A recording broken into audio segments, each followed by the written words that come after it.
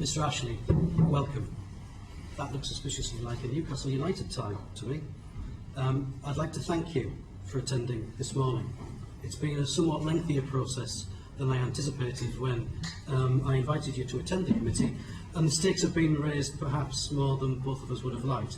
But I do hope that we can share a constructive, balanced and collaborative approach. I think it's fair to say we know who you are, Mr. Ashley, but for the purposes of the record, could you at this stage perhaps give your name and your role within the company, and also introduce briefly your companion with you today? Mike Ashley, Sports Direct major shareholder. And do you want to introduce Mr. Bishop? Yeah. No, I'm Keith Bishop. I'm one of Mike's advisors on PR. I'm very grateful about being here today, and I'm really grateful to hear that the hearing will be fair. Thank you. Let's move on quickly then. We've got a lot to cover today. And please be assured, Mr. Ashley, I'm really keen to give you as much opportunity as possible for you to have your say, for you to tell us your side of the story, in fact, for us to have a proper and meaningful dialogue. Now, I hope we can achieve that through question and answer and through conversation. If you don't think that we've covered everything that you'd like us to, we would welcome any statement you'd wish to make at the end of our questioning, if that's okay. But if I may start with the review that you announced 6 months ago. You were personally undertaking this into working practices in Sports Direct. What's the current status of the review? Work in progress. When will it be completed? Never. It will never be completed? Never be completed. So how can you improve working practices if the review won't be completed? Because it's an ongoing process. So what are your preliminary findings 6 months into it? Sorry, what are your preliminary findings 6 months into it? Preliminary findings, I've explained it's an ongoing process, so I have discovered some issues, and hopefully I've addressed some of those issues. Could you give us an example of those issues? The bottlenecks at security is the major issue. Why did you think this review was necessary? Because of the media attention that Sports Direct was receiving. So it was better that I stepped in and said, okay, there can be no hiding from anything if we've underachieved or whatever it is. If I personally do it, then nobody can say somebody was reporting to somebody else and there was a blockage. So it's better that I did it, in my opinion. And on that point, Mr. Ashley, I was going to question you with regards to that. Are you the right person to do it? You're the founder of the company. You've grown this company into a successful organisation. You wouldn't be impartial when it comes to this. Do you need somebody independent to look at this with a fresh pair of eyes? I can agree with you that in some ways I'm not the right person, because I'm not an expert in every area of employment. Obviously, it's not my field of expertise. It's not what I do for a living. So yes, there could be other people that you could have said could have been better qualified than me to do it. But I felt in the short term I would be the person to be able to make the most difference. That's why I offered to do it. Thank you. Who did you speak to as part of this review?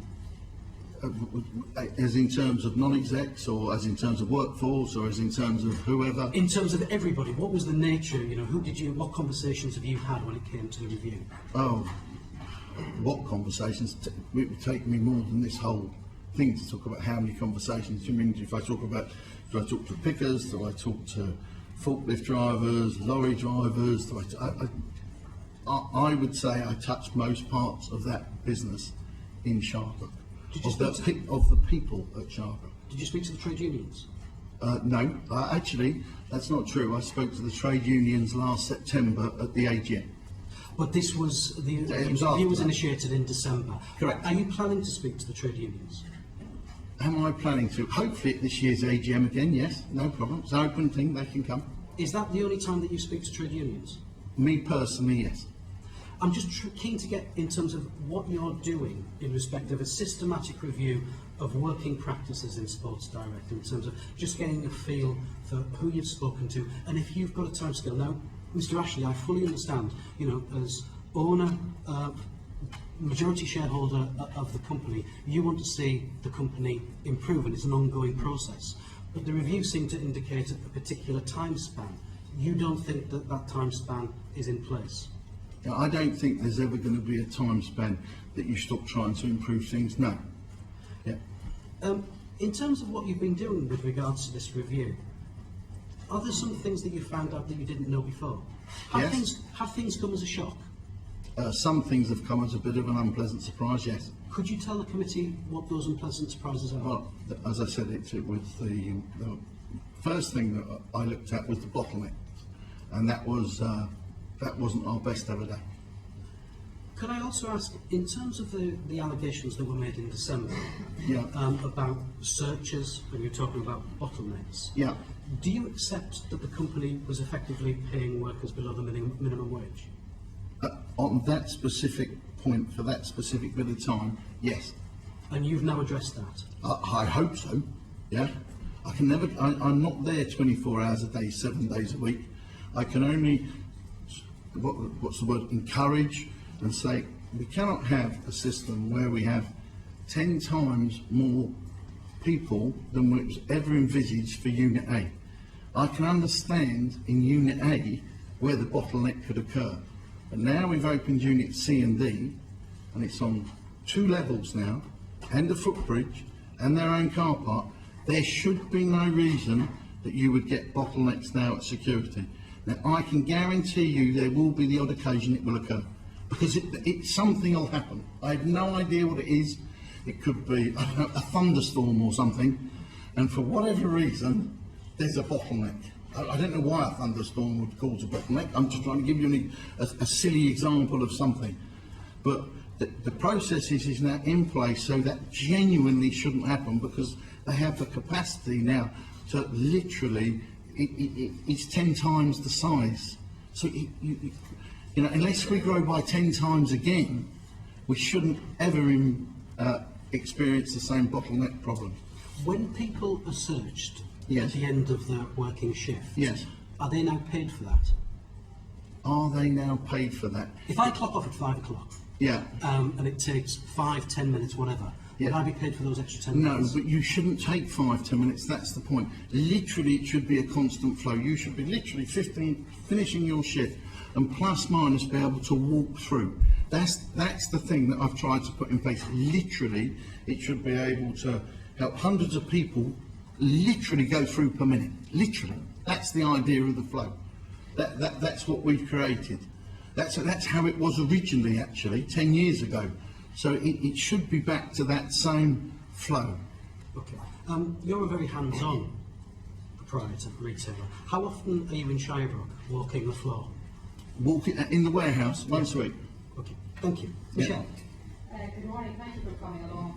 I wanted to chat a little about culture, if I could. And they say organisational culture is a system of shared assumptions, values and beliefs which governs how people behave in an organisation. Could you just briefly describe the culture of Sports Direct?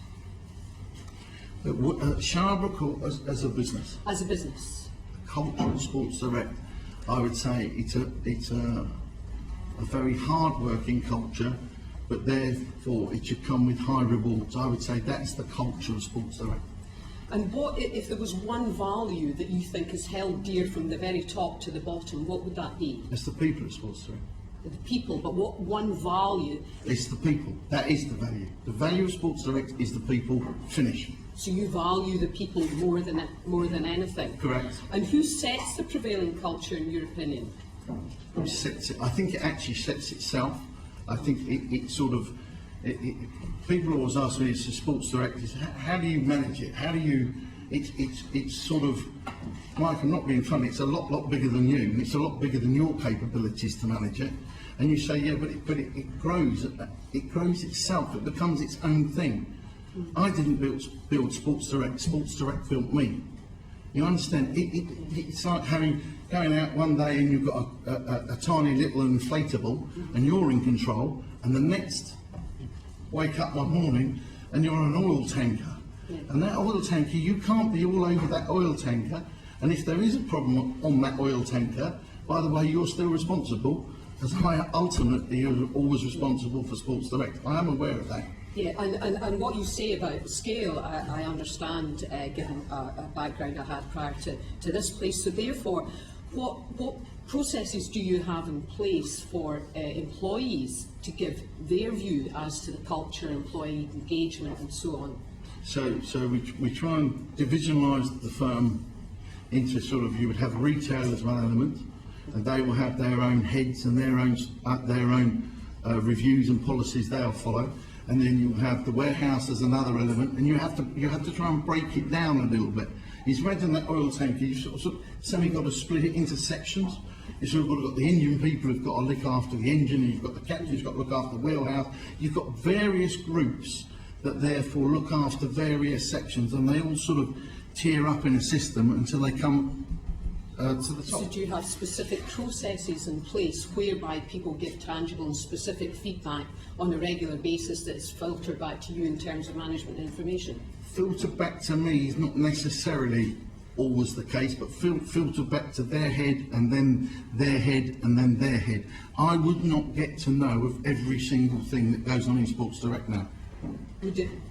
How does the culture differ between the warehouse and the retail outlets? How does it differ? Is it the same, or- Warehouse, sorry. I'm just saying, is it the same? Do you see a difference? Who's responsible for creating the prevailing culture, say in the warehouse as compared to the retail outlets? The retail, we have a director of retail, and she therefore in retail has to do it more regionally. For example, you might have international retail, you might have UK retail, you then have it by sort of regions and then areas within it. Sharbrooke is a little different because it is clearly in one sort of geographical area, but the warehouse in Sharbrooke is also responsible, responsible is probably the wrong word, but European warehouses report into it. It's Sports Direct's a truly global business. So who's responsible for the warehouse in North America? How many of them have Sports Direct got? I can't keep track of even how many companies there are around the world. It's just too big. Well, obviously, we're just interested primarily in your company. How do you benchmark excellence in terms of employee engagement? Do you use any external evidence or? The various heads will have, and they have the autonomy to use whatever they wish to get to those conclusions, if that makes any sense. So, for example, do we have secret surveys or whatever you want to call it, or secret shoppers, or all those sort of things going on? Absolutely yes. Do I see the results of those? No, not necessarily. And how do you know that that's actually happening if you don't see the results of it? Because I'm told we have a process in place. There would be no point in me reading a report that I wouldn't understand. So, for example, if you produce a secret shopper survey or staff survey report, or whichever report it is, it could be the secret security survey. So you would say, okay, how are we getting on? What's the measure? Now, I would have been involved in setting up the measures over the years. So, for example, stock takes. I would have had a tolerance on stock take views that we'd have worked for 10 years, 5 years, 2 years, however long amount of time. That would then get taken on by that group, and they would then carry on managing that. So there would be no need for me to look at every single report. And in turn, you imagine Sports Direct would produce thousands of reports a week, literally thousands of different ways of measuring different things. Some are minuscule and like automatic, and others will be, right, this is an issue, this is a problem, flag this up. So they should really only flag to me where there's red flags, where there's problems. That's more what I would tend to deal with. I would tend to deal with, okay, the problem. I don't sort of deal with the stuff that's running along quite smoothly. If it's running along quite smoothly, it shouldn't necessarily come to my attention then. So it would be more the red flags that would appear, that they would say, Mike, we have a problem with this, or Mike, we have a problem with that. What's your view? Is it right? Do we need to change it? Do we need to make it softer? Do we need to make it longer? Do we need to change the measure itself? Would it It's those surprise kind you of to know then, in our earlier session, in terms of hearing tangible evidence, that Transline in particular were unable to articulate a clear, specific, ongoing, regular process for gathering staff feedback, and that they referenced a recent survey for which they got 45 responses out of circa 3,000 people. Would that surprise you to know that?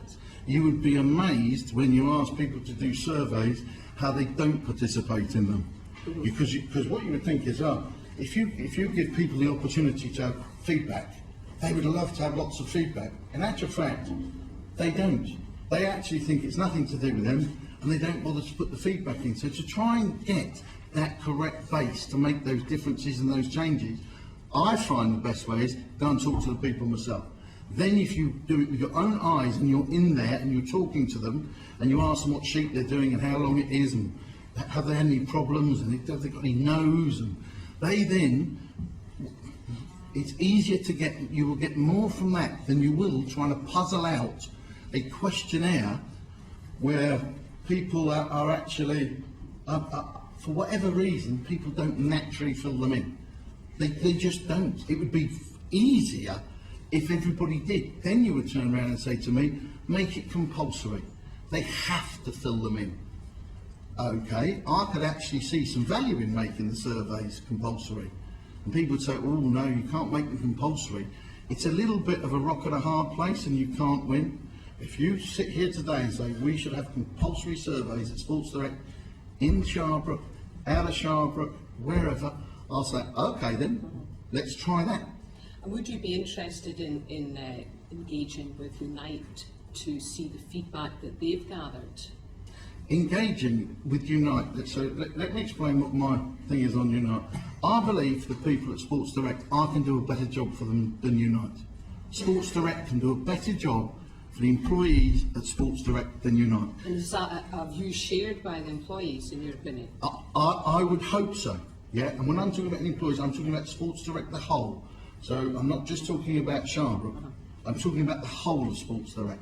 So I'm actually very proud of the not just the money that Sports Direct's paid to the people at Sports Direct, but how they actually produced that result themselves.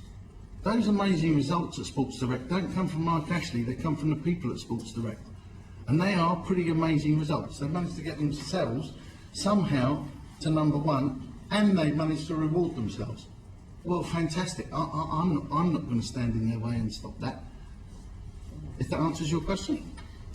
Mr. Ashley, you've cast doubts about the worth of staff's surveys, and I think you've cast doubts about the worth of staff surveys, and I think there's some merit in what you say. When you are on your travels and you're in the shops and you're in Shirebrook and you're speaking on a one-to-one basis with the staff, what are they telling you? Normally, they want to just improve the system. Normally, they actually criticise what we're doing. Normally, if you, for example, stop a picker, they will tell you there wasn't enough stock in that aisle, they can't get their sheet out quick enough, there's delays, there's problems, maybe we should do it like this. And I don't just always stop and talk to a person. I could stop and talk to 5 people, a dozen people. It is, as I say, an ongoing process. Most of the people at Sports Direct want Sports Direct to do better. They're actually very proud of what they do. And how honest do you think they are? Would they say to you, Mr. Ashley, I'm not allowed breaks to go to the toilet properly? So I just want to get a flavour. Are they able to say to you, look, this is how it really is in your company? Okay, so I can understand that. It's that sort of, well, that nobody would ever tell you the truth, Mike. You're the guy who actually doesn't know what's going on. And I can understand there could be a lot of reality in that. I can understand that. It's, I don't know. It's a difficult one. This is the man who goes into the staff canteen 3 days a week and dines with all the workers there, and you engage in conversation with them, on those 3 days. But I know them. I understand. I've worked there all my life. I mean, you'll understand. I'm just trying to get a flavour in terms of if I've got you in front of me and I'm one of your workers, and you're 19 years old, am I going to tell the truth Ashley to you? walks up and starts saying, "Are you having a good day?" What's the bloke going to say? No, awful. Yeah, do you know how badly I accept the point, And I'm just it's going to a valid value point. this true flavour on whether, going back to my earlier point about Yeah. whether the review could have been done by somebody impartial as a result of that. Because with the greatest of respect, Mr. Ashley, you know, as that 19-year-old kid Yeah. on the shop floor, he or she could be very intimidated. I accept that, but so I would also, I work with a huge amount of people, so I don't just ask the people on the shop floor how things are going, I would ask that all of the levels of all of the people, and so hopefully I would get a more, if you like, balanced view. From that point of view, hopefully I get more negativities coming through, etc. If you sitting here now to me today and say, okay, as this group, one thing we want you to do, we're going to not employ, but recommend 3 impartial people that we want to come and do a review of your entire business. I'll sit there and say the same to you. I've got nothing to hide. Come on, will you find it 100% perfect? Of course you won't. You will find things out that I obviously don't know are going on or happening. That's why I say, for me, it's forever. It's as long as I'm at Sports Direct, that process goes on. I did the first bit of the review, or started the review, or whatever you want to call it, whatever language. I have no issues with this as an ongoing process, and I prefer it to be totally independent, because we'll get some stuff then that we can work on. I won't. Sorry, but it's important to me. I want you to speak. This is important to me. It won't be on the positives. It'll be on, right, where's the negatives? Where's this bottom 10% of this we've got to work on, or 20%? Right, these things need changing. And which of these things should we have already changed? That's unacceptable. And which of these things didn't we know about? And how can we not know about? And then you have to change it again and again and again. Thank you very much. If we can move sorry. on, thank you. Thanks for that. Chris. Thank you, Chair. Mr. Ashley, we've already talked a bit about the review, talked about cultural change. You've responded understandably by saying work in progress. You've addressed, or you've appeared to have addressed, one of the issues I was going to raise with the length of time the security checks were taken. That seems to be one of your things you want to talk about. A sort of technical bit of detail, I wondered if you thought of moving the clocking in station to after the security check. That would be something for you to think about. So I haven't got a pen and a paper. So That's fine. Okay, I'm sure somebody's taking notes of this no week. problem. So can I say if that we're able to do that? If we're able to do that, when I say able, I must make sure it's physically able. It's no good me sitting here saying to you, it's done. What happens if you say I'm not able to do it for whatever reasons? No, If I am able to do it, and I'll have reasons why I don't, I'll personally write to you and tell you why I didn't. But there must be reasons, and the better thing is to give people the minute. What I did is say, don't worry about people leaving exactly on the minute. Give them an extra minute. If you pay them an extra minute, guys, nobody can then moan. Instead of moving all the cost of moving all the systems around, just give people a free minute. Because in theory, you've told me we can walk through this now. So therefore, the minute is maybe the easier way, on my review, of solving the problem.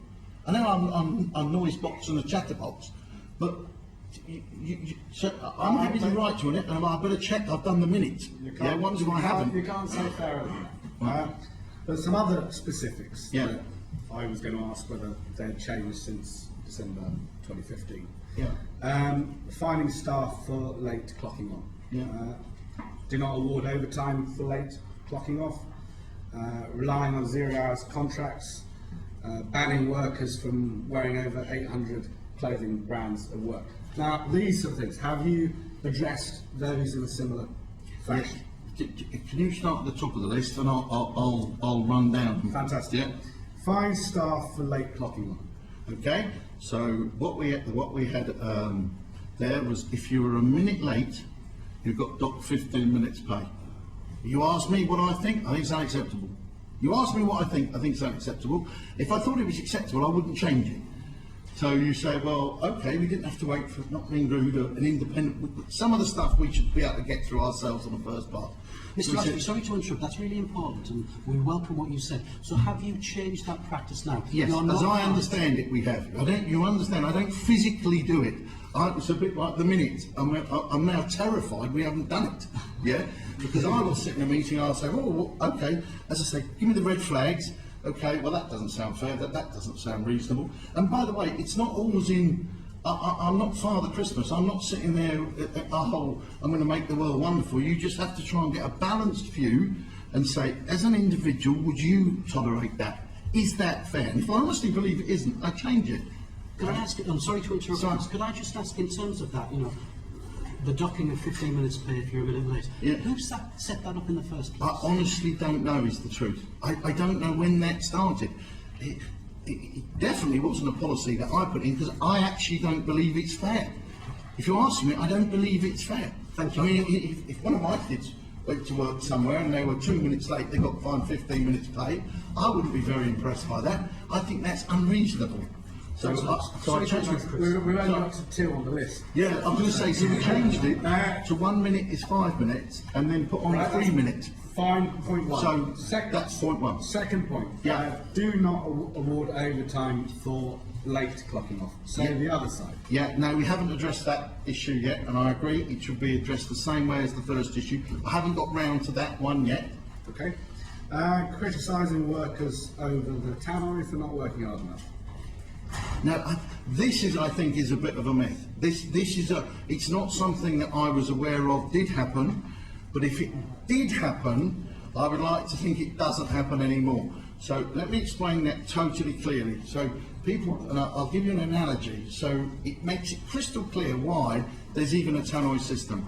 If you imagine when you go to an airport and they say the plane's leaving on gate 74, the plane is going to leave on gate 74 in 7 minutes. So if you've got someone who's got the last stillage on that lorry, the lorry can't go until the cage is there. So for whatever reason, you need to try and find out where the cage is, what's happened. So you will call out and say, we need all these cages to gate 74. Now the gate can change. So say the gate is now gate 12. So you're on the tannoy, say to everybody, who's ever's picking sheets, blah, blah, blah, blah, blah, blah, this is the names of the people, now go to gate 12. I think it has been, and I'm not going to say there weren't cases of it, because clearly there must have been, but this is one I think where there's been a little bit of, it may have been overplayed or because it doesn't exist.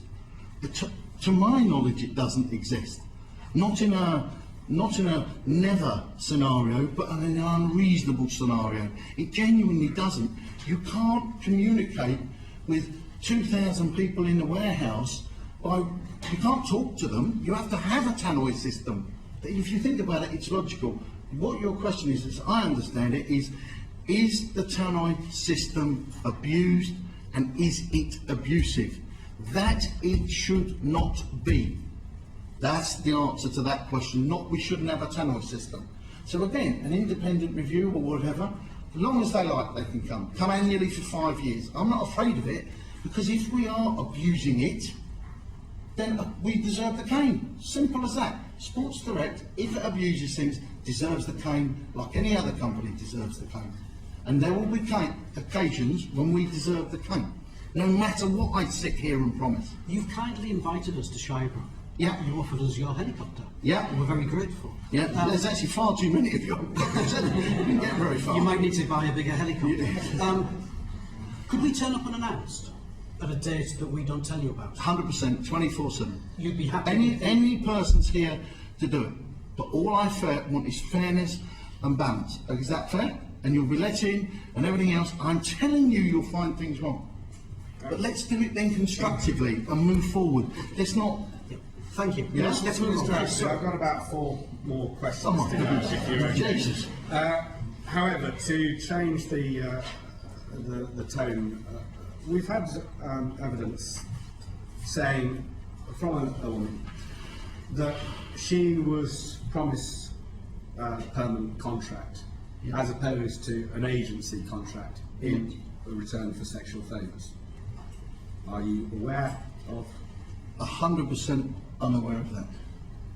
Sorry, I'm 100% unaware of that. Sorry. Sorry, That's fine. Two more questions. Yes. For you. One is regarding your health and safety record. Yep. A total of 110 ambulances were dispatched to Shardwood between 1st of January 2013 and 19th of April 2016. Yeah. Do you think that is excessive? Absolutely yes.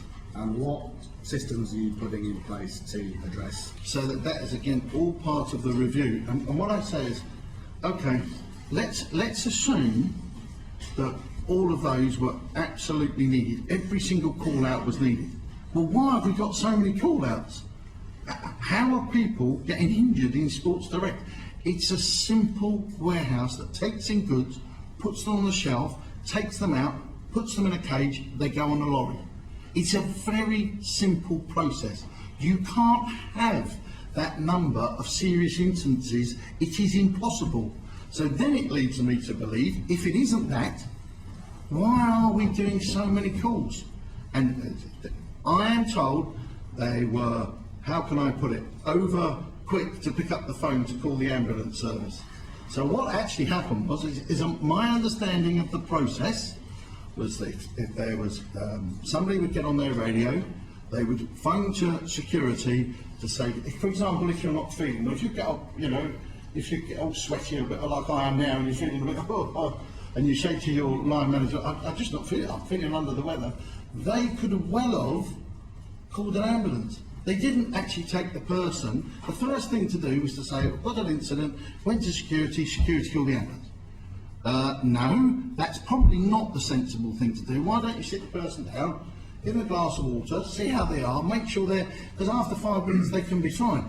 If they've got pains in their chest, if they've got pains in their arm, if you say, okay, please, we should have a process that doesn't mean we just take this the right way, willy-nilly call the ambulance service. Well, Mr. Ashley, Yeah. I would suggest that someone giving birth in a toilet in the warehouse wasn't being over hasty for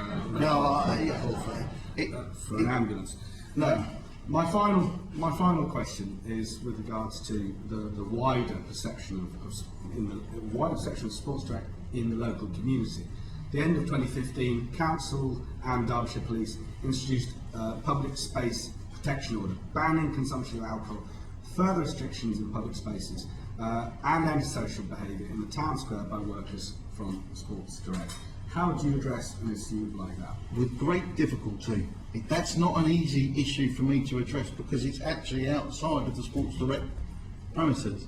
So you would then say, okay, let's, as I understand it, we then talk to the relevant groups and we say, is there anything we can do to help here? What can Sports Direct do? And they could say, well, you could train people on, for example, I'm making this up now, by the way, alcoholism.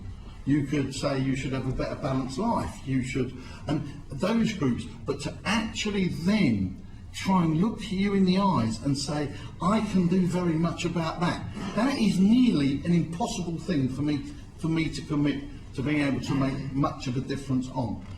I can't help, I don't believe very much how people behave outside of Sports Direct. I don't think I can. We can talk about it, we can produce pamphlets, we can try, we can do that, but after that, I am struggling to do much more. In my opinion, I don't think that's, it's not ideal, it's not what I want, but honestly, I can't do so much about people wanting to get drunk on a Saturday night. What can I, Mike Ashley, do about that? Seriously.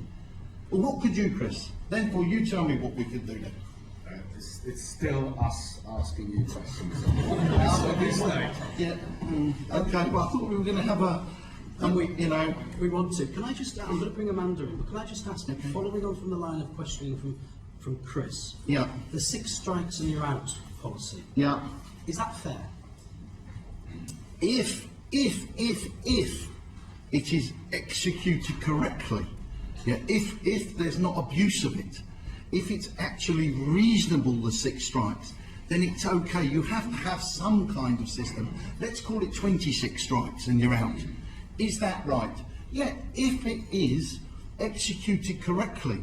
So it's not maybe the 6 strikes themselves, it's again, getting a group of people together saying, would you want your son and daughter under that regime? Simple. If the answer's no, what you've put in is wrong. You need to change it. You need to be reasonable. You need to be fair.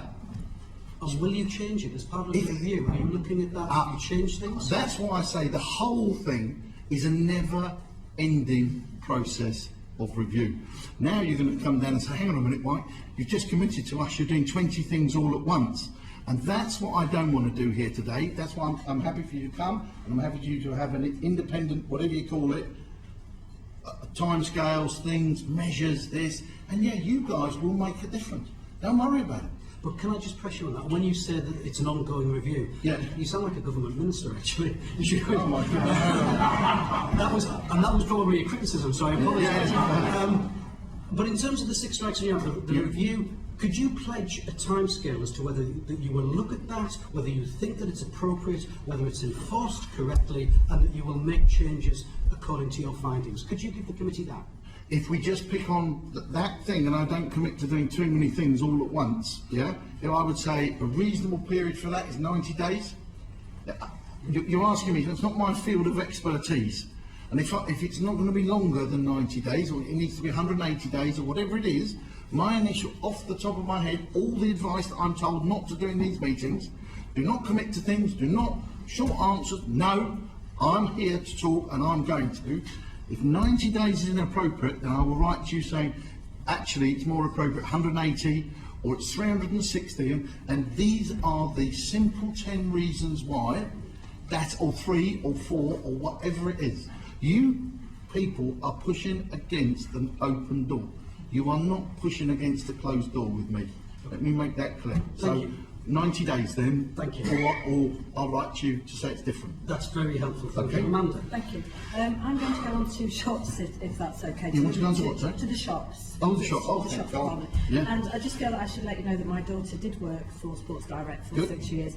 Well, I'll maybe allude to that later, but it wasn't absolutely going to have to say. First of all, could you explain to me what is the expectation in terms of hours that people work that aren't paid for? Hours that people work that aren't paid Yes. for. So we're talking about in the stores, Yes. and we're talking about full-time employees. Well, it would be just to get a flavour of anybody really who sort of works on your floor, really, shop floor. Hours they're not paid for. So if you take an example, I've got to build in, is that person bonus? Do they get bonuses?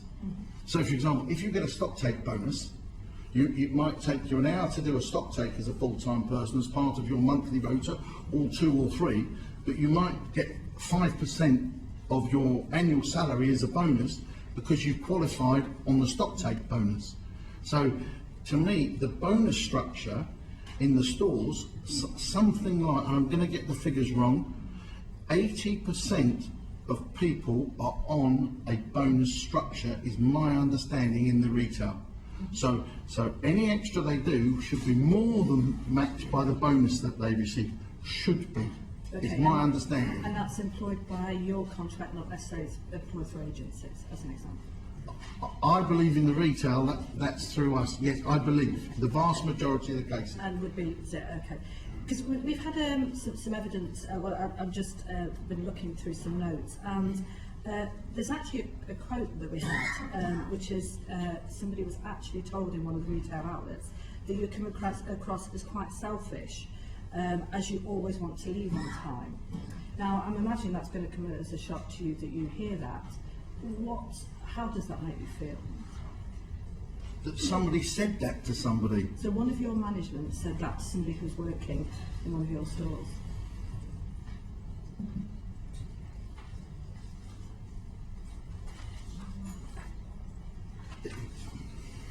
Are we absolutely certain that's the case? I believe we actually have written. Sorry, yes, Okay. please come and repeat it. Yeah. It was written, and we've seen the It's what, written sorry? evidence. It was in somebody's evaluation. So it was. Oh, okay. So, it was the Okay, so that's situation. definitely And happened. Okay, fair the enough. exact quote is, "You come across as quite selfish, as you always want to leave on time." You've read it. Well, that's not correct, is it? It's clearly wrong. I mean, what do you want me to say? It's clearly wrong. So- It's a bit like I can't control everything all the time. I agree with you, it's wrong. Thank you. And just for further clarification on that, we've also seen examples of, for example, if somebody's new to Sports Direct where they attend training but they're not paid for that. Do you know if that happens? You're going to catch me with these things. Somebody new to sports, so you have to give me the circumstances or whatever, and then I'll have to look into it and say, well, if it's possible, it shouldn't be possible. Yeah. So you're going to say, oh, I've got some evidence, and it's this, and it's. I'm going to say the same thing again. But therefore, that shouldn't happen.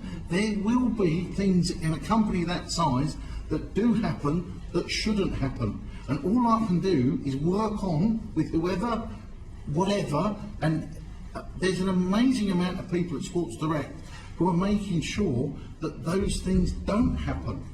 We don't just ignore things, we actually try and put things in place to make sure that it is a fair and a balanced place to work at, because I've explained, Sports Direct is his people. I can assure you, if I drop dead tomorrow, Yeah. Sports Direct doesn't stop. Well, I'll just go on to a couple of other questions, if I Yeah. may, and then maybe it'll probably clarify a couple of things. I'm just thinking in terms of staffing levels, and so if you're staffing your levels of stores, how do you work them out? Do you factor in sickness and holidays? Do you know within the hourly capacity? So my understanding is we have what's called a Kronos system, which is so you would try and evaluate about how many hours are required that week for that estimate of takings. Now, when people say that you can predict a retailer, it's easy, it's consistent, it's anything but. I can assure you, if it's pouring with rain today, you can take 20% less than you expected. If it's blazing sunshine, exceptionally wet, exceptionally hot, you can take 20% more. So the variances are enormous. So when you're setting rotors, you can't key in weather. It's easy to say, if the weatherman says, in January, we're definitely going to have snow at the weekend. Oh, well, that's good. Well, all over the country, definitely. But most of the time, unfortunately, the weather is very unpredictable. So you not only get changes in the trade, so you might, for example, have, an England football kit launch. Absolutely. Yeah. So that can affect the trade. So again, but it only affects the trade in certain parts of the country, because I can assure you, in Scotland, England football shirts don't sell very well. So when you say, if I can do that, it's an art form. Yeah. Being able to work each area out, so each region, then each area, then by the stores within that area. It's not an exact science.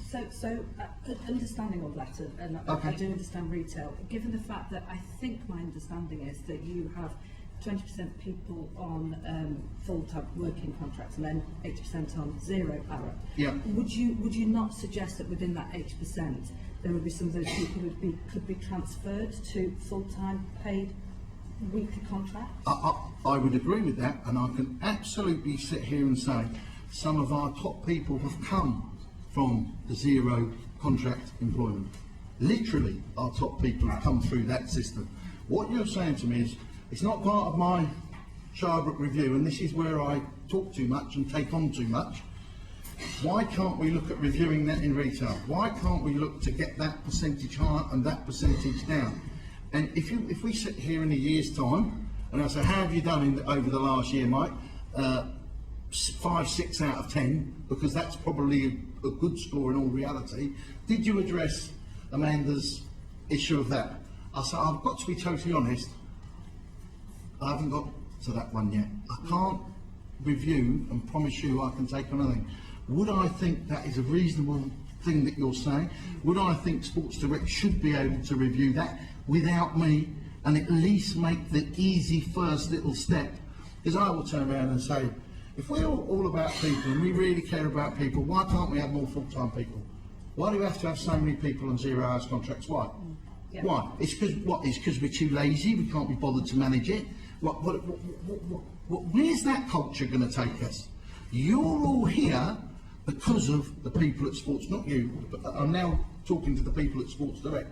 You're all here because of Sports Direct. So why can't you build on what built you? That's the idea. So I've got sympathy, but I'm not sure what the right percentage is. Just briefly, if I may. No problem. Just in terms of employee performance, my understanding is again that you've spoken about secret shoppers, stock take results, etc. Yeah. How do you reward performance? I think I know the answer to this. Yeah, I hope it's a very heavily bonused culture. Now, bonus is not just money. It can be holidays. It can be prizes. It can be whatever. Also gives the company a feeling of being a team. So it's not just to say to somebody, "Oh, you've done this, you get that amount of pounds." It could be organising events. They do loads and loads and loads of crazy stuff at Sports Direct. They might all want to go to the football game. They might want to do a day out. They might want to do loads and loads of things. But they do loads and loads of things. But you've got to understand that is a very small proportion. Those sort of events and those people and that stuff, yes, we have it, but it doesn't touch that many people. What should touch people is the bonus structure with the money. That's what should touch people when things like stock take. Who then qualifies? Who then doesn't qualify? Well, why didn't they qualify? Well, if they all qualified, would they get a little less and they get a little bit? Or would in actual fact, should the pot be bigger? And if you included everybody, guess what? I bet you'll find your performance is better. So I bet you'll find your pot increases naturally anyway. So just on that, how would you improve poor performance? Poor performance. So I think everybody throughout life has periods where they're into dips. And my view is to say, if you honestly thought that was fair, and you would be fair, thought that was fair to be treated like that, you're getting quite close. But remember, when you're at a low point, no, you're not your normal self bouncing around on a Monday. Something's gone wrong in your life. Could be anything. And it's those points you've got to be careful that you're being fair with people, because they're not actually themselves. I've had periods in my life where I've not actually been on my game, if we could put it that as easily as that. If you judge me in that period of my life, you would throw out 30 years of where I maybe was nearer to being on my game. So we've heard really that from a management training point of view, and I absolutely agree with you, but I wonder in what terms you encourage your managers to act in that way. I definitely encourage my managers to act in that. I mean, you talk about managers. So if you say to me, okay, head of retail, then there's all her people that work with her, and then there's all the regionals, and then there's all the area managers. I really only get to talk to the people normally once a year, because that's the time I can get them all together in Sharnbrook in the auditorium, and I sit there and I say, just like I say to you guys, you ask me any question you want. Anything you want, I will answer. There are certain caveats I'm not allowed to answer on financial questions or whatever. If they say what we're going to make this year or something like that, I'm not allowed to answer those. But besides that, I answer any and every question put to me. We have a day at Newcastle, but that's not where I do the questions and answers, because that's a day where they play football and sort of all the brands come, and it's like the word is not a fun day. What would you say? A corporate day? Whatever you would say. We call it the Sports Direct Day. Mr. Ashley, I need to move on. I do apologise. Mr. Ashley, can I just mention this? You talk about valuing staff. Yeah. And there will be people on permanent contracts. Do you consider the agency workers your staff too? Do I consider the agent? Yes, I do, even though we don't directly employ them. And why don't you? Because agencies are experts in people. They're professionals at people. That's what they're supposed to do. The basic thing is, if you go back 10 years, and basically this is where you would say, and it's not acceptable, but it's a fact. We in some ways are a victim of our own success. And what do I mean by that? 10 years ago, the web did not exist for Sports Direct. It was nothing. Zero. It might have been taking 10 grand a year or something, but it was nothing. Now, Sports Direct was built as a facility that was to supply stores. It was never built to supply an individual customer. So when you hopefully come, and if you can come at Sunday night, and I won't be there, but if you want to walk around with me, if you come on a Monday lunchtime, you'll find me there, and we can go around and I can show you it. So you've had to go from a physical warehouse that picks strictly for stores. You imagine, I don't pick one pack of socks, I pick 36 packs of socks in one go. All of a sudden, I've got a system where customers ordered one. There's no automation, it's not there, it's not being put in. Yes, is it coming? 100% it's coming, where you get conveyors and but it's not in there yet. So, I think it actually arrives before Christmas. So now, I need 10 times the amount of people that we previously needed. Do you think you get a good deal from your agencies? I'm a little shocked at, for example, stuff such as the bottlenecks at security, to put it mildly. I don't think that is even slightly acceptable. Would you consider sorting this by directly employing workers? Do I think we would have solved it? I can honestly, hand on heart, say no. Yeah, unfortunately, I think people, it like crept up on them, and where it became 1 minute, it was okay, and actually that queue, as the web got busier, became 2 minutes, and that queue got busier again, and it came 3 minutes, and they didn't suddenly go, look, it's a tipping point, it's changed. You've got to pay them the minutes that it's going to take. It's not their fault they can't get out, it's not your fault, but you've got to pay them. It's a simple answer. Two very brief questions. You mentioned about 6 months ago you announced back pay in terms of the national minimum wage. Can you guarantee to the committee that that's been paid? I personally would, everything that I've said, I personally would like to guarantee. Have I actually checked it, looked at it, ticked the box, seen the payments gone? Honestly, no. Would you check and let us know? Yeah, no problem. And whatever I said, yes? Yes. Well, yeah, no problem. It's not what somebody else said or something like that. And is what I Sports said. Direct subject to an HMRC investigation? Yes, it is. Okay, thank you. Yeah. Peter. Thank you, Chair. Mike, thank you for coming to appear here. It really has been brilliant to have you here, and it's been great to engage with you, because we get a sense of who you are and how you approach the work, and we appreciate that, and I certainly do. Getting a sense of your demeanour here today, would you describe yourself as a kind person? I think I can answer that, really. No, I don't want you to answer that, thanks. This is about him. Although I should also add that, having seen how authentic you are as an individual, I don't think you need to bring a PR person with you to events like this in the future. But anyway. Keith, if you could go. Cheerio. Yeah, and we can hold your feet. Kind. I would like to think I'm kind to the right people. I'd like to think I'm kind to the genuine people. And that's not some waffly stuff. No, I don't think I'm Santa Claus. Honestly, I don't. I don't think you could be a Santa Claus and honestly say, I did enough for the people on the Saturday night. Okay, let's not talk about what kindness means. But let's look at some of the. It is very clear that some pretty unkind practices is happening in the business that you created and you own. Yeah. We've already heard that somebody in their written appraisal form had you come across quite selfish, as you always want to leave on time. That's not a kind thing to do to an employee, is it? I agree with you. And we had somebody else who gave evidence to us, who gave pretty damning testimony working in one of your shops, not being offered any contract, not even a 0 hours contract, for many months on end, was bullied, pushed around in the workforce, and was then summarily sacked with no explanation whatsoever. That's not kind, is it? No, and that's not acceptable. No, it's not kind. It's not acceptable. And that shouldn't go on. Absolutely not. So we heard from a woman who said, and I quote, this was said to her, and I quote, "If you want to get a contract, we can talk about it over dinner."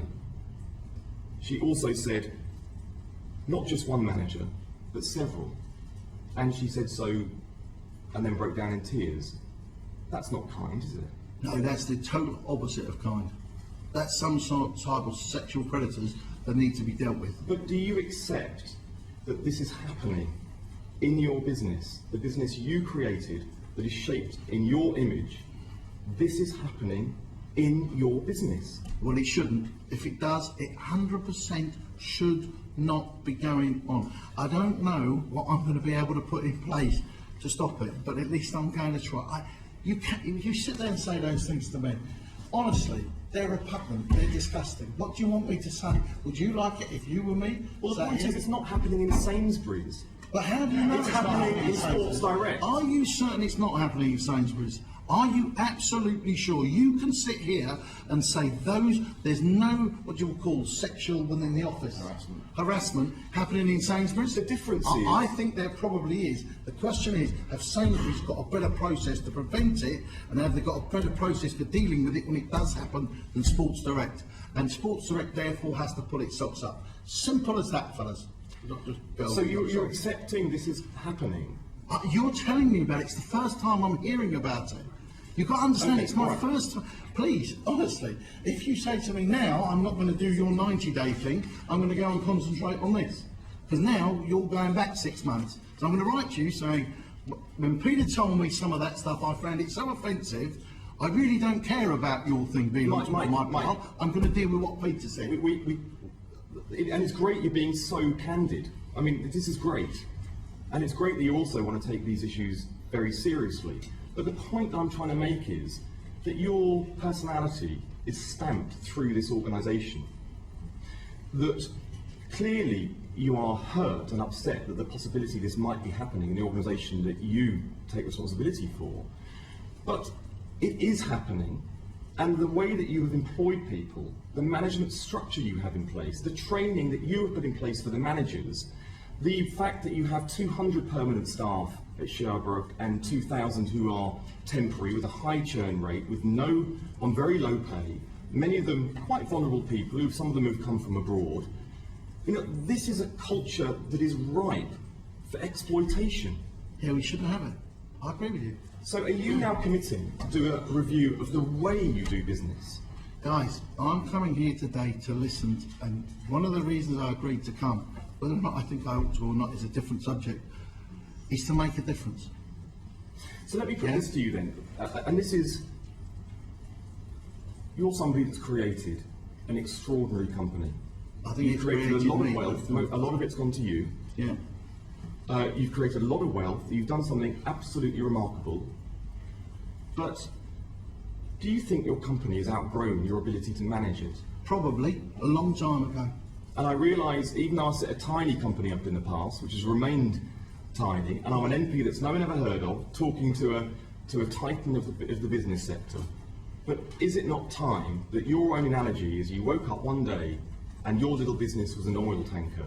Well, you know, if you've gone from a dinghy to an oil tanker, shouldn't you get someone who knows how to sail and drive an oil tanker? Possibly. I can accept the criticism of some of the things you've said to me today would actually lead me to believe that it's definitely outgrown me. Can I Because that push you on shocks me what you This is said to really me important, today. Mr. Ashley. Can I push you on that? Because Sure. there have been question marks over the corporate governance of Correct. Sports Direct. Correct. And in terms of what we're getting today is a sense, exactly as Peter has said, this has grown exponentially. Yeah. You're frankly struggling to contain and control and also keep a handle on what's going on. How are you going to improve the corporate governance of Sports Direct? Ian, I can only do my best. And my best may not be good enough, as you say. But my best, that's all you can have. Okay, Amanda, you want to come in very briefly? Yeah. From everything you've heard today, Yeah. would you commit to reviewing and implementing a new management structure for the organisation so that actually that load is spread and we won't be hearing these stories in 12 months' time, 18 months' time? But why wouldn't I? Would you like to? I'm not going to do nothing when I hear stories like that, would you? As a human being, sit here, do nothing? Yeah? Honestly, would you do nothing if you were me sat here? But there's two different things here. One is about procedures and processes, but one is actually about management and reviewing the management structure of the organisation. And who am I going to easily get to do that that's going to guarantee we get a better income? The income, that's the wrong word. What do I mean? The result. Sorry, did somebody say something? Right, okay. So, they were helping me with the words, I think. The only thing is understand that we're not allowed to talk without permission of the chair. So when you direct questions to us, this is how it works here. So. Okay, I'm conscious to move on because we've got an awful lot to do and it's 20 to 1. Kelly. Thank you for coming, and it's been really interesting to listen to you today. And one of the interesting things I think that you said earlier was that you said that you wanted to do a better job for everyone who was in the Sports Direct family. I don't know if you actually use the word family, but team, family, the same team, thing. the team. Yeah. Now I understand completely how organisations grow and things change really quickly, and you have to quickly work on the hoof to try and carry on and grow. But going back to your sort of staffing structure really, and the element of permanent workers versus temporary workers, do you think that has been fundamentally a success? One of the reasons why your business has been so successful? Because we have more temporary. Because of you have more temporary staff. I wouldn't have thought so, to be totally. It may have made a difference, but it won't have made a massive difference. I wouldn't have thought so.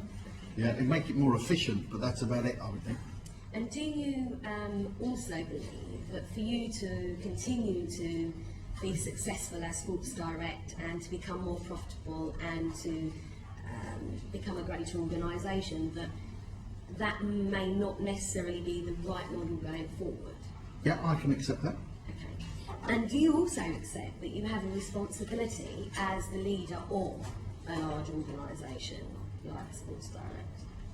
Yes. Yeah, okay. Okay, so one of the things that, one of the wider points I wanted to talk about today really was the impact on businesses growing with flexible workforces, and actually how you see you being able to drive your business forward with putting different structures in. Surely you have thought about that. We've heard a lot about allegations, but surely you have thought about how you're going to move your business forward as it is today. If I can pick up on what Amanda said, when you have only 20% full-time to 80% part-time, you've got to look at that and say that balance is wrong, we can improve on that balance. You've got to be able to then look at the 80% and then they say, well, why 0 hours?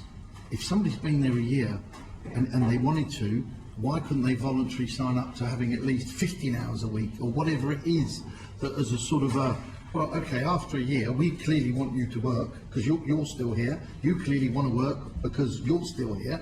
Well, why can't you then move that up? Why can't there be a 2-tier of 0 hours where you start at this and after a rolling year, you actually then say, well, we now can be able to guarantee you, for example, 80% of the hours you previously worked in the last year. Or you could have a fixed one, it may be 20 hours. So, not being funny, but somebody who's for whatever reason has to be, for example, picking the kids up from school, still knows that they're going to get that 4 or 5 hours during the day. You should be able to do that as Sports Direct, in my opinion. Okay, it might make their rotation a bit more difficult. They might have a few issues with the weather, but plus minus, it shouldn't move the dial for Sports Direct. And you get better people because they know what they're doing because they've been there longer. So you get efficiencies by people knowing the job. You know, everybody thinks in retail it's easy. It's not easy in retail. It's not easy to do a stock take. It's not easy to know the layout of the shoe stock room and every style and what people want and different types of running shoes, or then you could be on football boots. It's easier to try and have a more consistency throughout, and that also would apply at the warehouse. It takes time. Yeah, I describe it as a simple thing, but actually you get quicker at simple things. If you're picking and putting stuff in a cage and reading a sheet, you become very familiar where everything is. You sort of have a sense of how it works, and when you see them working, they're sort of more efficient. And I'm not being rude. If we all tried to have a go, you watch how long it would take us to pick a cake. You'll be surprised how slow we are. Just one last one. Sorry, is that the answer? That's Yes. great. I just wanted to say one other thing. So we had your employment agencies sat in front of us earlier on. Yeah. And when we were asked about flexibility of being able to turn down work, actually then we were told that if they didn't accept assignments, they might not work for that particular agency. So after what you've heard today and going forward, would you take a commitment back that actually you would look at how you can maybe improve the permanent workforce within your organisation? But again, why not? Why not? I ask you the question. Why not? Your agent, they were asked a direct question by one of Paul Wimfield. Yeah. They said, But well, my understanding is we do take from the agencies and make them permanent. But my understanding is those roles, those things, they actually move on to more senior roles, and that they actually go into the sort of how can I put it? The sort of the more office side of the business. So those people, a lot of them have got promoted through and are now quite senior in actually running Sports Direct, is my understanding. How many, Mr. Ashley, how many move from temporary agency work to permanent contracts, often in quite senior supervisory positions? Over a period, I would hope, literally, over a period, like you're going to ask me what length the period is in a minute, I don't know. I would hope it's in the hundreds. I would hope. Could you tell us, because I would hope for more than hope on this. I would hope that somebody like yourself could give us a figure on that. I can't hear now because I'm going to get the figure very either wildly low or wildly high. Okay. Because I would hope, my understanding is, for us, we look at that as a resource that we're able then to take the best of that resource, the people who get themselves recognised and up there, and then we try and keep that resource and take them on. That's my understanding of what we're supposed to do. Thank you very much. I'm going to move on to Paul to talk about the Sports Direct business model. I just want to actually ask you a direct question that I hinted at before. Yep. Will you pledge, as part of this fundamental review, to look at the use of agency workers and pledge to see whether it will be better for all concerned if you would directly employ them? The right amount of them, you'll understand. Sports Direct cannot employ thousands of people directly from nothing. It can't. That's the reason we use professionals in the first place. You have to understand that. It's not as easy as, I don't sit there and do every interview. They're experts at what they do. They're professionals at what they do. What we've got to make sure is the balance, and like everything in life, is fair. And if we've got the balance to the unfair side, or they have as an industry. All right, thank you. That's more the point. I think you'll find sorry, anyway. Thanks very much, Paul. Sorry. Thank you, Chair. And I wanted to pursue the same issue a little bit further in terms of your employment model, if that's okay. I mean, you're a 24/7 business, 52 weeks a year, very successful, constant flow of work. And we heard from Transline that last year, people they placed with you work for 39 hours a week, which is kind of a standard working week. You've described these as amazing people, hard-working, Yep. generated all the wealth of the company. Yep. Why don't you give them a permanent contract? I think because we've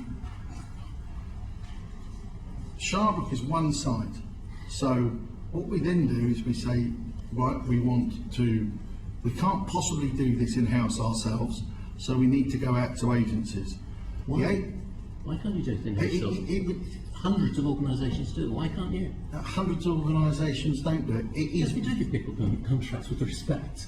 Now, with respect, it would be amazingly difficult, naive, impossible to have grown as we've grown in the last 10 years and take all the people on directly ourselves. I'm telling you, we couldn't have done it. So I'm being honest with you, and I'm saying we could not have done it. It would have been physically impossible. No one could predict that internet growth. It came out of nowhere, literally nowhere, and it requires 10 times the people that retail does. So the sensible thing to do, The sensible thing to do is then to go out to professionals and say, all right, what's your expertise? You employ people. That's what your company does for a living. Well, you must be very good at it, and so must you, and so must you. Okay, let's take those people and let's get those people to do it. Because you are going to say to me any minute now, but if you employed them direct, Mike, you would save money. So why wouldn't I employ them direct? Why would I pay the middleman? Because it would have been physically impossible for us to do it ourselves. They make money out of Sports Direct. What we're trying to do is to understand the culture of your organisation and how you manage growth. Lots of organisations have grown and given employees permanent contracts. Why is it so difficult for you? I have given a lot of people permanent contracts. You're not being fair now. Now you're not being fair. You're trying to twist what I'm saying, and that's not fair. And that's why I fear coming to things like this, because you're trying to put words in my mouth and you're trying to twist what I'm saying. I am telling you it was physically impossible over the last 10 years to have done what we've had to do at Sharbrook with that amount of people unless we went to external agencies who are professionals. What you can criticise me for, and I will take it, is things like bottlenecks that have appeared that are unacceptable, and some of the things you talk about that are unacceptable, and some of the things that Peter said, unbelievable. Okay, I can take those criticisms, I can deal with it, but I'm not playing a word game with you where you try and twist the reality. Please don't, Paul, because this has so far been positive, and now you're making it negative. Please. Well, I was asking the question, what was special about Sports Direct that didn't enable you to grow by offering the permanent contracts that other companies would? I've said it's the internet. I've said the internet growth was never ever envisaged 10 years ago, and it is extremely labour intensive. And I'm not being funny. If you want me to go through how labour intensive an order is, from when it gets on the computer screens, they've got a sheet being printed, and how do you get the orders together? How do you pick an order in a warehouse that size for one person? How? Think about it. It's no mechanised. How do you do it? You can't send one person out to pick your order. They would come back an hour later. You can't do it. It's impossible. So you have to accept the internet growth was a phenomenon that none of us could have allowed for. And you have to accept, or I have to accept, not you, sorry, that Sports Direct have made some mistakes. You have to accept that as well. So we have to look to the future. I've offered you guys to come. I've offered you guys to come any time you want now. I've even offered to come back in a year if you really want me to. And let's do some measures. And I won't have them all right. Impossible I can get everything right. I'm one human being. So stop it, Paul, please. Okay? Let's keep this positive and let's keep rolling forward. Well, I'm trying to ask honest and straightforward questions. Let me ask you another one then. We talked to Transline earlier, and they shared with us that the nature of the contracts that they offered have been discussed with your company, because obviously you're giving them a big contract. And as part of that contract, people say one of the advantages of zero-hours contracts, personally I don't see it, but it's argued in their defence, that it gives flexibility. But Transline employers working with you don't have the flexibility of turning down work that they're offered. Is that reasonable? If it's true, it's not reasonable, is it? If you want, Paul, you can answer your own question. If it's unreasonable, it shouldn't be happening. So why did you agree that contract with Transline? I don't look after every single thing that goes on at Sports Direct, Paul, please. Please. Isn't this fairly fundamental in terms of... Do you know what's far more worrying? What Peter said. That bothers me a lot more than this. Yeah? This is a process of growth, and the growth has been too big. And you will take the odd pace backwards to go 2 paces forwards. It's impossible to be perfect. So, Paul, you're trying to pick on things and make them that, right, well, obviously that is terrible and this is this. Paul, some of that has been unavoidable, some of it's avoidable. I want to concentrate on the stuff that should be avoidable. We have to be fair and balanced, otherwise what happens is I'm going to clam up. I'm going to go back to all my advisors and everybody else who said, don't give one-word answers, do this, do that, don't do this, don't discuss that, don't broaden things. No, I'm not listening to what they say because I can't be house trained. That's what they say about me. But you've got no media training for this. No, I'm no media training. How can you media train me? I'm going to put my foot in my mouth and I'm going to say what's in my heart. And I'm going to be honest. So, Paul, please, positive, please. Well, I'm trying to... And I'm trying to be. And I'm trying to be. And we're just going to start... Let me just ask one last question. You say you aren't aware of the nature of your contracts. Personally, no. Okay. But you've put the people that you employ at the very heart of your business, and Yeah. you say this is the most important thing to you. Correct. Shouldn't you be aware of the contracts under which they're employed? All of the contracts, everywhere, with everybody, the basic around the world. principles of your subcontractors in Translate. We have an enormous amount, we have a big division of people to absolutely look after the relationships with the agencies. I cannot actually be responsible for every single thing that goes on at Sports Direct. I can't be, Peter. Paul, sorry. I can't be. I can't be. It costs us more because we pay the agency than if we took them on full time. Therefore, you would think all round standards would be higher, not lower. Simple economics. But isn't this a fundamental issue? Doesn't it go to the heart of the issue that you have a duty of care to the people who have built your business? I agree with you. And are you not therefore negligent in not fulfilling it if you have no idea the terms under which they're employed? No idea. Okay, let's use the word no idea. That's not fair. Could I? That's not fair. Okay, Mr. Ashley, can I just move on into? We heard from the previous panel from Andy Sweeney, who's the Chief Executive Officer of Best Connection Group. He said one of the reasons why people use agency workers, and I'm using his words directly, slimmer overheads. Is it because you save costs that you choose to do this? Slimmer overheads for who? Presumably for the parent business that are using those workers. Yes, it's okay. So slimmer overheads in the fact that we don't have to have so many people directly doing the interviews and taking them on and taking on the books and running them through the payroll and everything else. But that's outweighed by the amount we have to pay the agency, because the agency do all that and they will be more efficient, but their amount of profit that they will put on will outweigh those savings. So if you're talking about net savings, I would say if we were physically capable of doing it, we would have saved money by doing it directly. I'm not an accountant, but I can get somebody to look at that piece of work. And if that isn't the case, I'll turn around to you in a year's time, whenever it is, and turn around and say, actually, I was wrong. It actually is a net saving, but I can't imagine that it is, because it doesn't instinctively make sense to me. Okay, thank you. Amanda. Actually, good afternoon, Mr. Ashley. Can we just talk about these agencies a little bit more? How often do you review these relationships? Okay, so the problem is I'm going to sound like I'm repeating myself, but there's a group of people at Sports Direct that are responsible for those agencies. So how many times have they changed agencies over?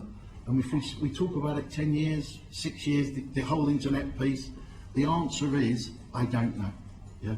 I don't know how many agencies they look to on an annual or every 3 years to say, okay, we've got 2 agencies, what else is in the marketplace? Who else can do something different, whatever? What is their process for reviewing agencies? I don't know, but I hope that there is one. Yeah? Does that make sense? Do you think as part of your review maybe that should be included, that you actually have some sight But I think as part the of decision making? I think as part of my review, it includes everything. That's why I said when I said it'll never end. And it's all about getting them in priority order. Yeah, and I can't just wave a magic wand and do it all in the morning. So that's one of the reasons I said I'll do it, get on with it, because I can do some things in the morning. I can actually go down and visit the queue with the bottleneck and look at it and go, right, well that's not going to happen again. But these other things, they can take literally months to put in processes. If I do that, the world doesn't change in the morning. It doesn't. Is that reasonable? So yes, I'm prepared. We can make a huge list of everything that we've talked about today, and they can all be part of an ongoing process, no problem. But let's be clear what the list is, and let's have reasonable what's the word, a reasonable expectations of what can be achieved. Let's not just walk out here and say, Mike said, that's not fair. Let's come back with it and let's list it. No? I think that's reasonable, no? Okay, Mary. You say that, you know, you've delegated this decision making. Do you have confidence in the agencies that you're using? Confidence. Yes, but I have been, as I say,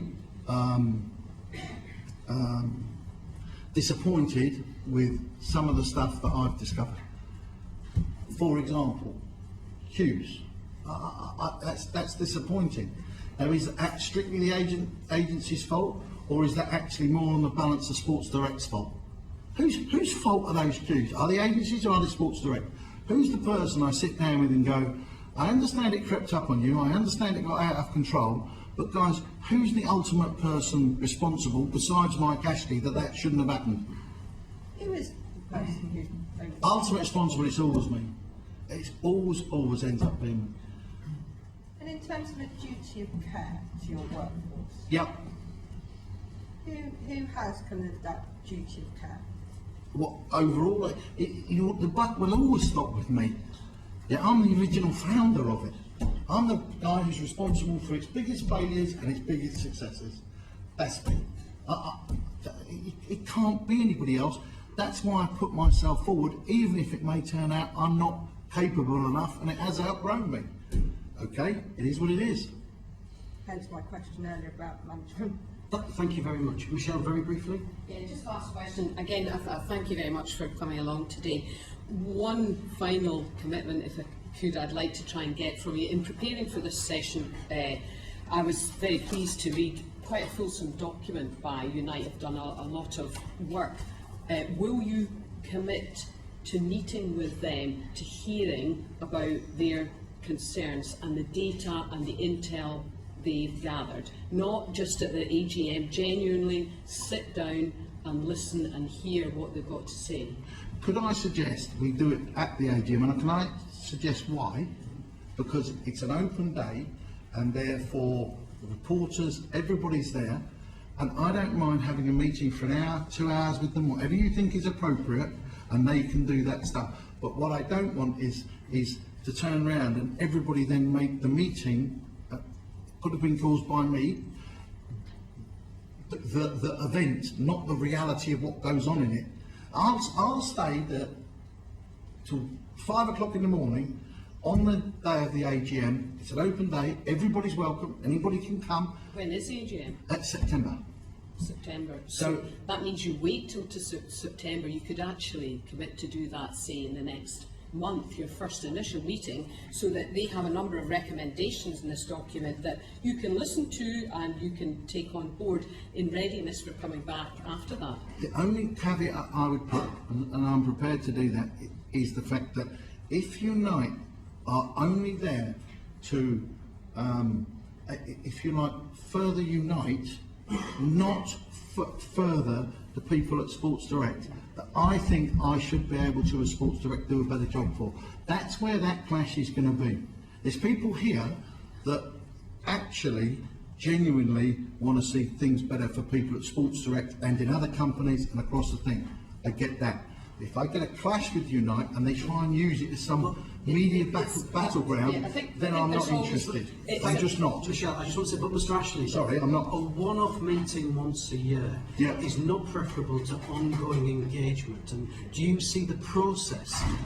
But I said we do it in much September. more meaningful and productive in terms of that, rather than just I'll meet after the AGM once a year. Okay, but how many times do you think I ought to meet them honestly and then be able to make a difference? You can't just give me the work and it's all talk. It's all in the papers next day. Mike promised this, Mike promised that. He hasn't done this, he hasn't done that. If I, from a standing start, and I did meet them, well, I said hello to them last September. I went down and talked to them and was at the front. If I then talk to them in September, and I'll be honest, I say, look, of the 100 things you want me to do, let's concentrate on these 10 to start with, and let's make a difference. Let's make a difference. But I'm telling And would you, you pledge they that now? want to turn If it into there's a some top media six- circus and showboat for Unite. Is there a top 6 or top 10 of recommendations that you could work with them and with us to sort of say that will make a difference? Would you please? I would hope so. Okay. I would hope so. Why not? Thanks very much, Johnny. Mr. Ashley, thank you very much. You've been very generous with your time, and we appreciate the chance to put questions to you. There's just a few questions from me at the end of this. Just picking up on what you've actually just repeated, you've said to us twice now that you feel you're better able to look after the welfare of your employees than, for instance, an independent trade union like Unite. Yeah. But you've also been extremely candid with us, and you've acknowledged, I think, in my notes here, you've acknowledged that people being forced to work extra hours and paid is not reasonable. You've called into question why so many ambulances have been called to the warehouse.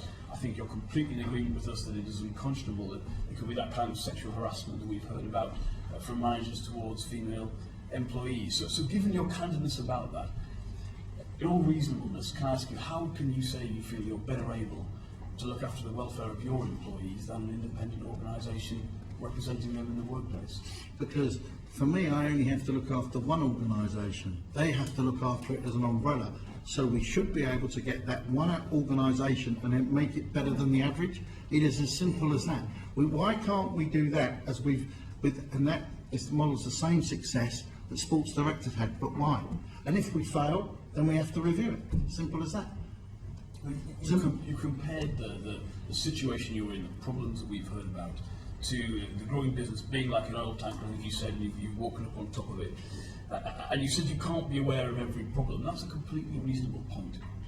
But I want to put it to you, Mr. Ashley. For instance, if your employees had independent workplace representation, if they had employment terms that gave them just a fair opportunity to raise a grievance, not only would these problems not occur, they wouldn't be able to occur. A good point. Good point, Jonathan. And so really my final question, Mr. Ashley, is this.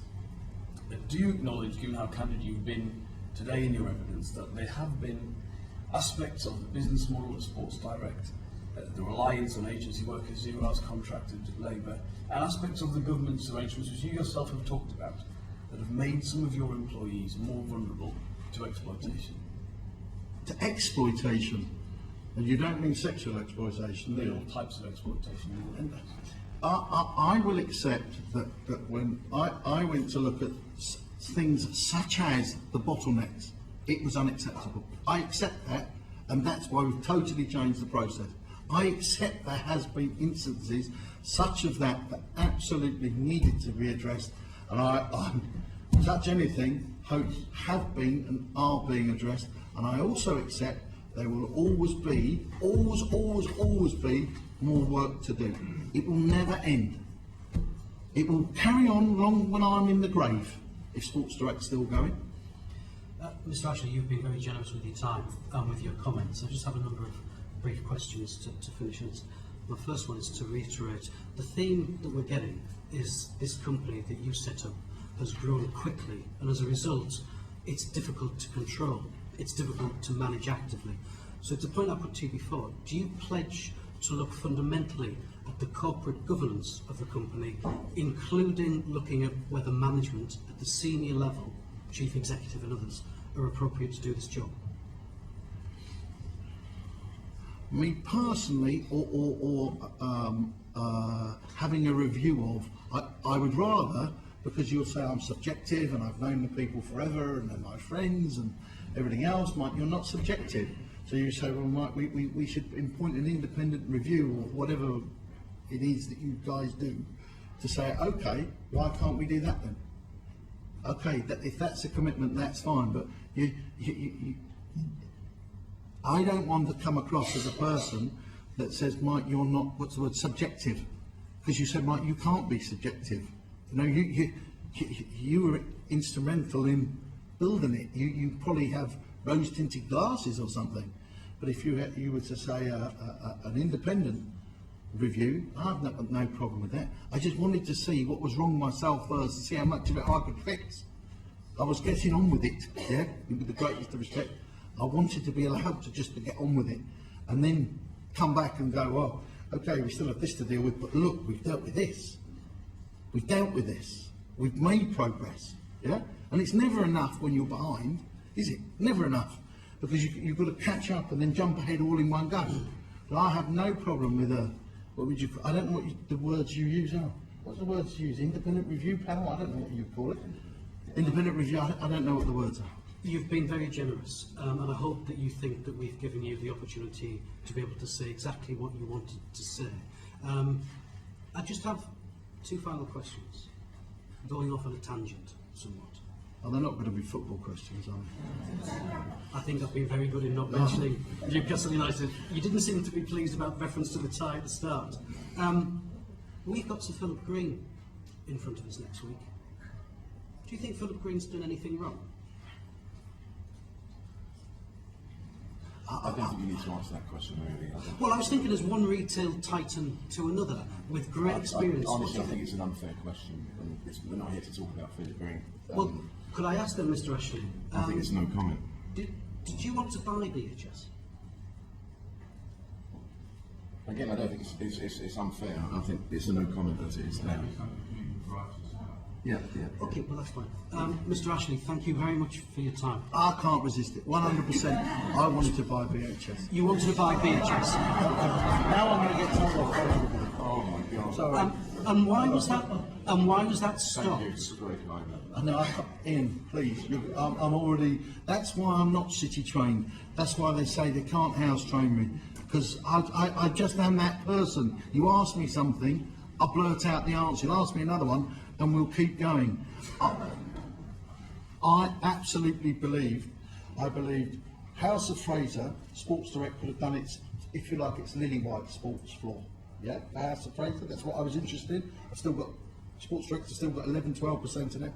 Then the next logical step was, okay, Debenhams. Well, Debenhams can have Sports Directs in it because they've got excess space and everything else.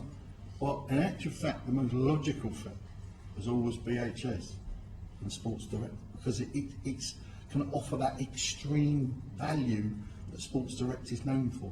And that's why I think it was a fit, because you could have had Sports Direct upstairs, BHS downstairs, so you get all the economies, and so you're able to give. It's not that I'm a saint, so let's be clear. You're able to give the customers better value. If you're able to give the customers better value, you're able to buy better. If you're able to buy better, you're able to give them better value. And in the end, you could have made that a successful business, in my opinion. But please don't ask me any more questions on this. I'm going to get shot. Please. Do you mind telling us at a future date? I think you'll probably discover a lot for yourselves at a future date, and it's a shame. I accept it. Mr. Ashley, Can I just say one thing? If that's certainly, Mr. Bishop. It's just that the BBC have been misreporting the best connection that said that 3 people have been killed at Sports Direct.